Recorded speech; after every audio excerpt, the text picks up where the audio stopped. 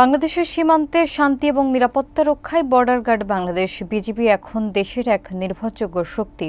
সীমান্ত এলাকায় চোরাচালান, মাদক এবং মানব পাচার প্রতিরোধে বিজিবি সদস্যদের টহল ও তৎপরতায় আগের অস্থিরতা আজ ইতিহাস। বিজিবির মহাপরিচালক মেজর জেনারেল মোহাম্মদ আশরাফুজ্জামান সিদ্দিকীর সাহসিক নেতৃত্বে সীমান্ত জনপদে ফিরেছে স্থিতি এবং স্বস্তি।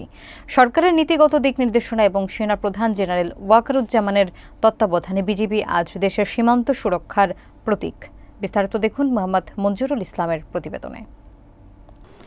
বাংলাদেশের সীমান্ত এলাকাগুলোতে শান্তি ও নিরাপত্তা নিশ্চিত করতে বর্ডার গার্ড বাংলাদেশ বর্তমানে অত্যন্ত দায়িত্বশীল ও পেশাদার ভূমিকা পালন করছে।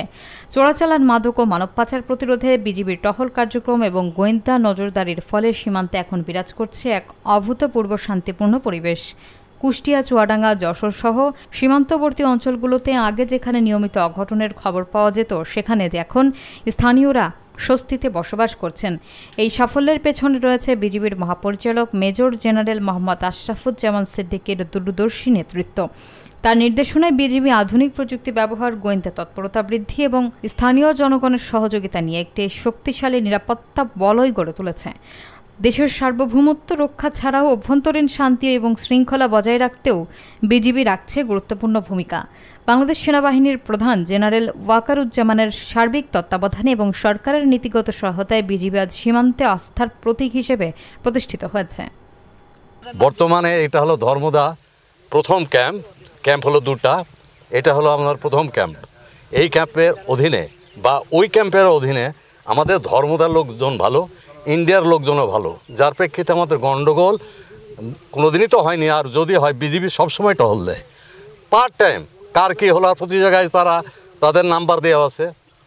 কোনো অসুবিধা হলে ওনারা ফোন করলে তাৎক্ষণিক ওনারা পৌঁছে যায়। পৌঁছে যাওয়ার পরে সেই বিষয়টা সমাধান করে।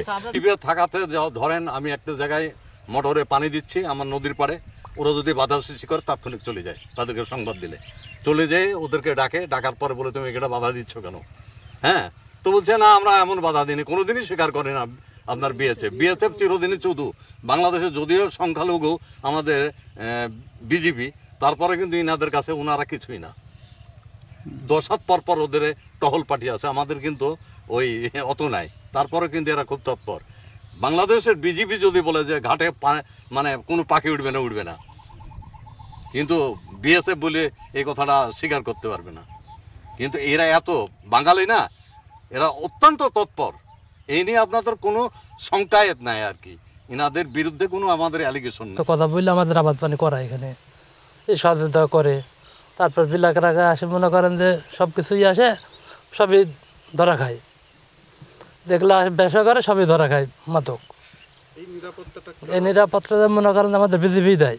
তারা সহযোগিতা করে আমাদের সবসময়ের জন্য, যেন তাদের ক্ষতি না হয়। আমরা এই যে আপনার হলো তার এই ইন্ডিয়ার পাজরে আমরা আবাদ করি, চাষাবাদ করি, তাদের সহযোগিতায় তারা আমাদের চরম উপকার।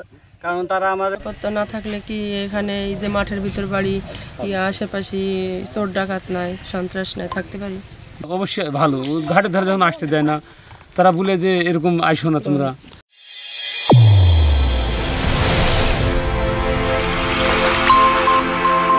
চ্যানেল A1 হৃদয়ের স্পন্দন।